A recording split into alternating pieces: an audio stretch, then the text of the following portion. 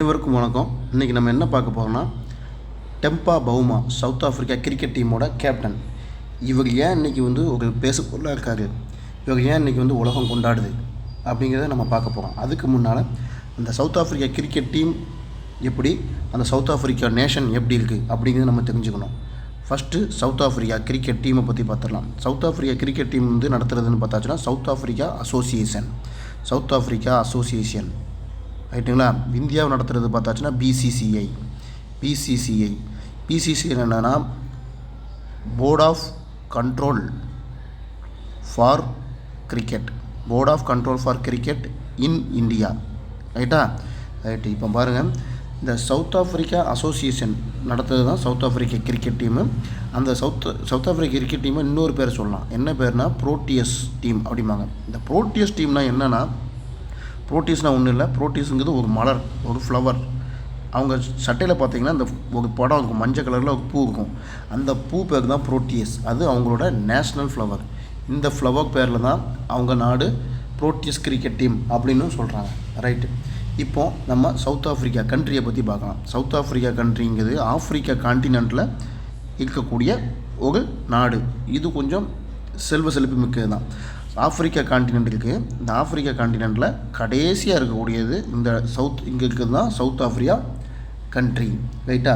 இந்த south ஆஃப்ரிக்காவும் south west ஆஃப்ரிக்காவும் முன்னால் ஒன்றா இருந்தது. சவுத் வெஸ்ட் ஆஃப்ரிக்கா தான் இப்போ உள்ள நமீபியா. இந்த ரெண்டு இடத்துலையும் மிகப்பெரிய ரேசிஸ்ட் இருந்தது. எல்லா இடத்துலையுமே இருந்தது. இங்கே கொஞ்சம் அதிகம், சவுத் ஆஃப்ரிக்காலையும் சவுத் வெஸ்ட் ஆஃப்ரிக்காலையும். என்னென்னா, இப்போ நம்ம இந்தியாவில் கேஸ்ட் பாகுபாடு இருக்குது. அதாவது ஜாதி பிரிவினைகள் நிறைய இருக்குது. இது ஜாதி பிரிவினை முக்கியமானது இந்தியாவில். அதே மாதிரி மற்ற வெளிநாட்டில் என்ன இருந்ததுன்னு பார்த்தாச்சுன்னா கலர் டிஸ்கிரிமினேஷன், அதாவது நிற வேறுபாடு அதிகமாக இருந்தது. எங்கள் வெளிநாடுகளில் நிற வேறுபாடு அதிகமாக இருந்தது. அதில் சவுத் வெஸ்ட் ஆஃப்ரிக்காவில் கொஞ்சம் அதிகமாகவே இருந்தது.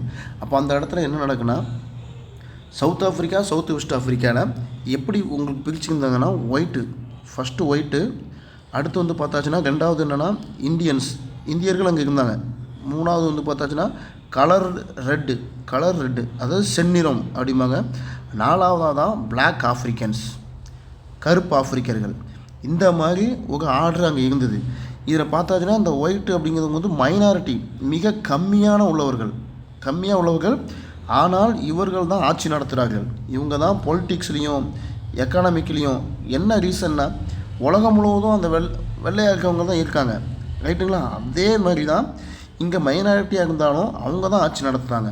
பொலிட்டிக்ஸ்லையும் சரி, எக்கானமிக்ஸ்லையும் சரி, ஸ்போர்ட்ஸு எல்லா விஷயத்துலையும் அவங்க தான் இருக்காங்க.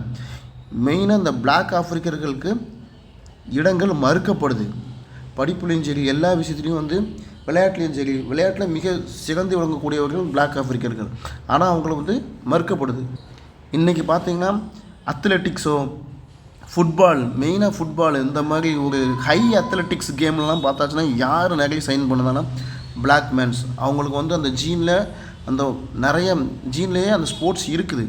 மெயினாக பார்த்தாச்சுன்னா இப்போ ஃப்ரான்ஸில் ஃபுட்பால் டீமில் பார்த்தாச்சுன்னா நிறைய பேர் பிளாக்கு தான், கருப்பர்கள் தான் இருப்பாங்க. சரி, இப்போ கொஞ்சம் இந்த டிஸ்கிரிப்ஷன் கம்மியாக இருக்க தவிர முழுசாக போகலை. இப்போ நம்ம இதுக்கு வரலாம்.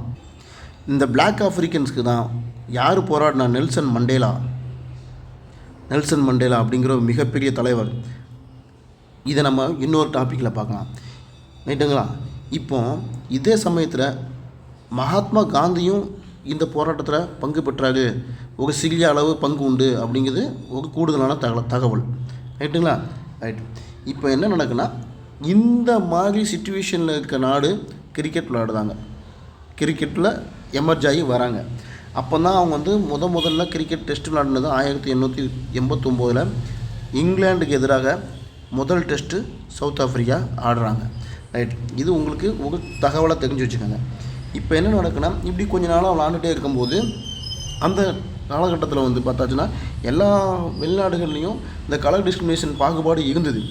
அப்போ என்ன பண்ணாங்கன்னா, இப்போ கூட ஆஸ்திரேலியாவில் இருக்குது. ஆஸ்திரேலியா எல்லா ஊர்லேயும் இருக்குது. ஆஸ்திரேலியாலாம் பெரிய கிரிக்கெட் வளர்ந்த நாடு. பட் அங்கேயும் இதெல்லாம் பாகுபாடு இருக்குது. ரைட்டா.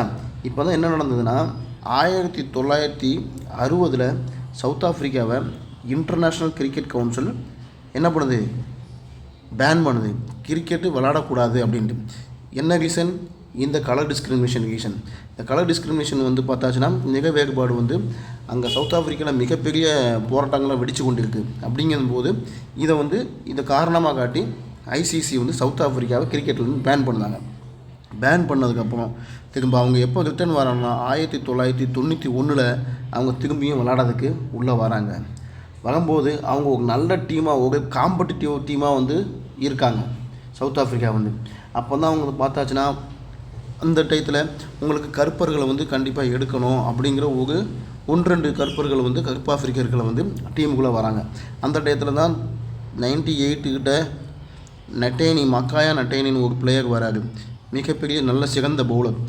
ரைட்டுங்களா? இந்த மாதிரி பார்த்தாச்சுன்னா அப்போ கொஞ்சம் கொஞ்சமாக பிளேயர்ஸ் உள்ளே வராங்க கருப்பினத்தவர்கள். ரொம்ப கிடையாது, ஜஸ்ட்டு 11 பேர் டீமில் இருக்காங்கன்னா ஒரு 2 பேர் இருப்பாங்க. ரைட்டு.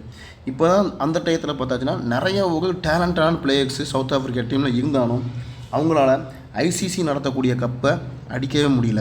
ஐசிசி நடத்தக்கூடிய கப்புனா என்னெல்லாம் இப்போ இருக்குதுன்னா, ஐசிசி நடத்தக்கூடிய முக்கியமான கப்பு வேர்ல்டு கப்பு, ஃபஸ்ட்டு உலகக்கோப்பை, ரெண்டாவது பார்த்தாச்சுன்னா இது 50 ஓவர் 50 ஓவர் வேர்ல்டு கப்பு. அடுத்து பார்த்தாச்சுன்னா அதே வேர்ல்டு கப்பு 20 ஓவர். அதுக்கடுத்து பார்த்தா சாம்பியன்ஸ் ட்ரோஃபி அப்படின்னு சொல்லக்கூடிய மினி வேர்ல்டு கப், இது பேர் மினி வேர்ல்டு கப், சாம்பியன்ஸ் ட்ரோஃபிம்பாங்க. அதுக்கடுத்து தான் பார்த்தாச்சுன்னா 4வதாக என்னது டெஸ்ட்டு, அதாவது முன்னால் வந்து டெஸ்ட்டு வந்து ஐசிசியால் மொத்தமாக எல்லா டீமும் விளாண்டு இப்போ கடைசியாக ஃபைனல் விளாடுது. அதுதான் நம்ம ஐசிசி நடத்தக்கூடிய மிகப்பெரிய போட்டி. ரைட்டுங்களா? டெஸ்ட்டையும் இப்போ வந்து இந்த மாதிரி நடத்துகிறாங்க. இப்போ இந்த 4 தான் ஐசிசியோட மிகப்பெரிய கோப்பைகள். இதில் வந்து பார்த்தாச்சுன்னா எவ்வளவோ பிளேயர்ஸ் வந்து சவுத் ஆஃப்ரிக்காவில் வந்தாலும் அவங்களால ஐசிசி நடத்தக்கூடிய ஈவெண்ட்டை கப்பு அடிக்கவே முடியல. அவங்க கடைசியாக ஐசிசி ஈவெண்ட் அடித்த கப்பு என்னென்னா 1998 சாம்பியன்ஸ் ட்ரோஃபி அப்படின்னு சொல்லக்கூடிய மினி உலகக்கோப்பை. அதுதான் அவங்க அடித்தது, கடைசியாக ஜெயித்த ஒரு ஐசிசி நடத்தக்கூடிய மிகப்பெரிய கோப்பையில் ஒன்று. அதுக்கப்புறம் அவங்க இந்த வேர்ல்டு கப்பு ஜெயிச்சது கிடையாது. ஆனால் செமிஃபைனல் அரையிறுதி வருவாங்க, ஃபைனல்ஸ் வருவாங்க, ஆனால் தோற்று போயிடுவாங்க. லக் இருக்காது, மழை பெஞ்சுக்கும், இல்லை ஏதாவது ஒன்று நடக்கும். ரைட்டுங்களா? அதுக்கு நிறைய எடுத்துக்காட்டு இருக்குது. நீங்கள் 1999 ஆஸ்திரேலியா வெர்சஸ் சவுத் ஆஃப்ரிக்காவோட செமிஃபைனல் அதை பார்த்தாங்கன்னா தெரியும். அது ஒரு எடுத்துக்காட்டாக எடுத்துக்கலாம். ஒரு ரன்னில் அவங்க மேட்ச் டை ஆகும், ஆனால் ரன் ரேட் அடிப்படையில் ஆஸ்திரேலியா ஜெயிச்சிட்டுன்னு சொல்லிடுவாங்க. ரைட்டு. அதேமாதிரி பார்த்தாச்சுன்னா நம்ம சாம்பியன்ஸ் இதில் பார்த்தாச்சுன்னா 2020 வேர்ல்டு கப் 2024 ஜெயிக்கிற மாதிரி வந்து இந்தியாட்ட தோற்றுட்டு போயிடுவாங்க. ரைட்டுங்களா? ஜெயிக்கிற மாதிரி வந்து ஃபைனலாக நம்மகிட்ட தோற்றுட்டு போயிடுவாங்க. ஸோ இப்படியே தொடர்ந்துகிட்டே இருக்குது. இப்போ தான் என்னென்னா இங்கே தான் நம்ம யாரை பற்றி படிக்க போகிறோம்னா டெம்பா பவுமாவை பற்றி படிக்க போகிறோம். இந்த மாதிரி கோப்பையே கைப்பற்ற முடியாத நாடு, அதாவது ஐசிசி ஈவெண்ட்லேயே இன்டர்நேஷ்னல் கிரிக்கெட் கவுன்சில் நடத்தக்கூடிய மிகப்பெரிய கோப்பைகளை கைப்பற்ற முடியாத நாடு அப்படிங்கிற பேர். அடுத்து சோக்கர்ஸ், இவங்க வந்து சோக்கர்ஸும்பாங்க, அதாவது ஜெயிக்க மாதிரி வந்து தோற்றுருவாங்க. இந்த மாதிரி பேருக்கு ஆளானது சவுத் ஆஃப்ரிக்கா கிரிக்கெட் டீம். இப்போ தான் நம்ம டெம்பா பவுமாவை சவுத் ஆஃப்ரிக்கா கிரிக்கெட் டீம் ஒரு கேப்டனாக அறிவிக்காங்க. ரைட்டா? இதுக்கு முன்னால் ஒரு ரூல்ஸ் வருது. என்னென்னா ரிசர்வேஷன். எப்படின்னா பிளாக் ஆஃப்ரிக்கன்ஸுக்கு ஸ்போர்ட்ஸில் ரிசர்வேஷன் இருக்கணும். அதாவது அட்லீஸ்ட் 2 கருப்பர்களாவது இருக்கணும், 2 ஆஃப்ரிக்கன்ஸாவது அவங்க டீமில் இருக்கணும் அப்படின்னு சொல்லிட்டு ஒரு ரிசர்வேஷன் வருது. இதையும் அந்த நாட்டில் எதுக்குறாங்க. ரைட்டா? அந்த மாதிரி நேரத்தில் டெம்பா பவுமாவை கேப்டனாக கொண்டு வந்து வச்சாங்க. டெம்பா பவுமா பிளேயராக வரல, பிளேயர்ஸ் தான் வைப்பாங்க கருப்பர்களை, பட் கேப்டனாக போட மாட்டாங்க. முதல்ல தேர்ட் டைமாக டெம்பா பவுமாவை கேப்டனாக வைக்காங்க. அதாவது ஒரு கருப்பினத்தவரை கேப்டனாக வைக்காங்க. ரைட்டா? இவர் கேப்டனாக வராது. ஃபஸ்ட்டு பாயிண்ட்டு என்னென்னா ஃபஸ்ட்டு கருப்பர், ஃபஸ்ட்டு பிளாக் ஆஃப்ரிக்கன் 100 அடிக்கிறாப்புல. ஃபஸ்ட்டு பிளாக் ஆஃப்ரிக்கன் டெஸ்ட் மேட்ச்சில் 100 அடிக்காரு. இது ஒரு ரெக்கார்டு, அவரோட ரெக்கார்டு. இதுக்கு முன்னால் யாரும் ஃபஸ்ட்டு பிளாக் ஆஃப்ரிக்கன் வந்து 100 அடிக்கல டெஸ்ட் மேட்ச்சில். 1. 2வது ஃபஸ்ட்டு பிளாக் ஆஃப்ரிக்கன் கேப்டன் 2வது. ரைட்டா? அப்பவும் இவங்க அந்த நாடு வந்து அந்த நாட்டில் உள்ளவங்க டிஸ்கிரிமினேஷன் பார்க்குங்க. கருப்பாக இருக்கார், கருப்பினத்தை ஃபஸ்ட்டு. 2வது கட்டையாக இருக்கார், கிண்டல் பண்ணுதாங்க. மெயினாக அவங்களோட ரீசன் என்ன, அவர் கருப்பினத்தவர், அதுதான் ஃபஸ்ட்டு பாயிண்ட்டு. ஆனால் அதை வச்சுட்டு அவரை கிண்டல் பண்ணுதாங்க, கட்டையாக இருக்கார், விளையாட்டுக்கு தகுதி இல்லாதவங்க, அந்த மாதிரிலாம் அவங்க நாட்டில் வந்து கிண்டல் பண்ணுதாங்க. இந்த மாதிரி போயிட்டு இருக்கும்போது தான் என்ன நடக்குது, இப்போ நடந்த டெஸ்ட் சாம்பியன்ஷிப் 11ஆம் தேதியிலேருந்து 15ஆம் தேதி வரைக்கும் நடந்த டெஸ்ட் சாம்பியன்ஷிப் இங்கிலாண்டோட லார்ட்ஸில் நடக்குது. லார்ட்ஸ் தான் கிரிக்கெட்டின் மெக்கா அப்படிம்பாங்க.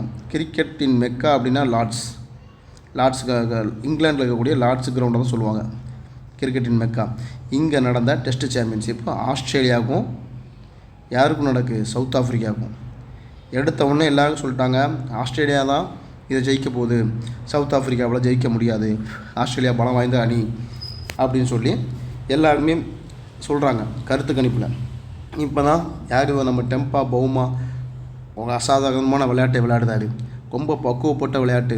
அவங்க வந்து எப்படின்னு பார்த்தாச்சுன்னா ஜெயிக்கவே மாட்டேங்க அப்படின்னு சொல்ல டீமு, சோக்கர்ஸ் அப்படிங்கிற சொல்ல டீமை அவரோட தன்னம்பிக்கை மூலமாகவும் அவரோட பங்களிப்பு மூலமாகவும் அந்த மேட்சை வந்து ஜெயிக்கிறாங்க. ஜெயிச்சு கோப்பையை பெற்று விட்டார்கள். ஐசிசி நடத்தக்கூடிய கோப்பைகளில் ஒன்றான டெஸ்ட் சாம்பியன்ஷிப்பு சவுத் ஆஃப்ரிக்காவால் வெற்றி பெறப்படுது. இது வந்து 28 வருஷம் கழித்து நடக்கு. 1998 சாம்பியன்ஸ் ட்ரோஃபியில் ஜெயிச்ச சவுத் ஆஃப்ரிக்கா, இதுக்கப்புறம் ஒரு கப்பு கூட அடிக்க முடியாமல் இருந்த சவுத் ஆஃப்ரிக்கா இன்றைக்கி டெஸ்ட் சாம்பியன்ஷிப்பு, அதுவும் ஆஸ்திரேலியாவுக்கு எதிராக கிரிக்கெட்டின் மெக்கா என்று சொல்லப்படுத லார்ட்ஸில் வந்து ஜெயிக்காங்க. ஸோ இது வந்து மிகப்பெரிய வரலாறு. ஏன்னா இப்படிப்பட்ட பின்புலம், அதாவது ஒரு சப்போர்ட்டே இல்லாத ஒரு பின்புலம், அவங்க வந்து கேலி கூத்தாக்கின உலகம் இந்த இடத்துல இருந்து வந்து ஒருத்தர் வந்து இவ்வளோ நாளும் செய்ய முடியாத ஒன்றை சவுத் ஆஃப்ரிக்கா கோப்பைக்காண்டு கனவு கண்டுட்டு இருந்த நாடு, ஒரு கோப்பை கூட அவங்களால வெல்ல முடியல. அப்படிங்கிற நாட்டில் இவர் கையால் இன்றைக்கி வந்து டெஸ்ட் சாம்பியன்ஷிப் வந்து ஜெயிச்சிருக்காங்க. இந்த டெஸ்ட் சாம்பியன்ஷிப் வந்து சாதாரண ஒன்றும் இல்லை, இது வந்து அவங்க விளையாட்டு மட்டும் இல்லை, அந்த நாட்டின் அரசியலாகவும் பார்க்கப்படுது. இப்படி ஒருத்தர் அவங்க நாட்டில் உள்ளவங்களுக்கே சில பேருக்கு வந்து இவங்க கேப்டனாக போட்டது பிடிக்கல, இவங்க கேப்டனாக இருக்கிறது பிடிக்கல, எதுக்காக இவங்க போட்டாங்க, இதனால் இன்னும் தோக்கத்தான் போகுது, சவுத் ஆஃப்ரிக்கா ஜெயிக்காது அப்படி இப்படின்னு சொன்னவங்களை எல்லாரையும் வாயடைத்து விட்டார் டெம்பா பவுமா. அவரோட விளையாட்டு திறன் மட்டும் இல்லாமல் கேப்டன்ஷிப் மிக பொறுமையானவன், எப்படி கையாளணுமோ அப்படி கையாண்டு இன்றைக்கி சவுத் ஆஃப்ரிக்காவுக்கு 28 வருஷ கனவை நினைவாக்கி விட்டார் Temba Bavuma. So Temba Bavuma நம்ம வந்து வெற்றிங்கிறதுனா நம்மளை புறக்கணிக்கப்படுதோம், அந்த புறக்கணிக்கப்பட்ட இடத்துல இன்றைக்கி ஜெயிச்சு இன்றைக்கி எல்லாருமே அவருக்கு ஆதரவாகவும் அவரை கொண்டாடும் வகையில் சவுத் ஆஃப்ரிக்கா டீமோட கிங் அப்படின்னு சொல்கிற அளவுக்கு உயர்ந்திருக்காரு நம்ம டெம்பா பவுமா. இது வந்து ஒரு மிகப்பெரிய ஒரு எடுத்துக்காட்டை நம்ம எடுத்துக்கணும். இந்த மாதிரி ஆளெல்லாம் நம்ம வந்து அப்படிங்கிறதுக்காண்டி தான் இன்றைக்கி டெம்பா பவுமா பற்றி நம்ம ஒரு வீடியோ போட்டிருக்கோம். தேங்க்யூ.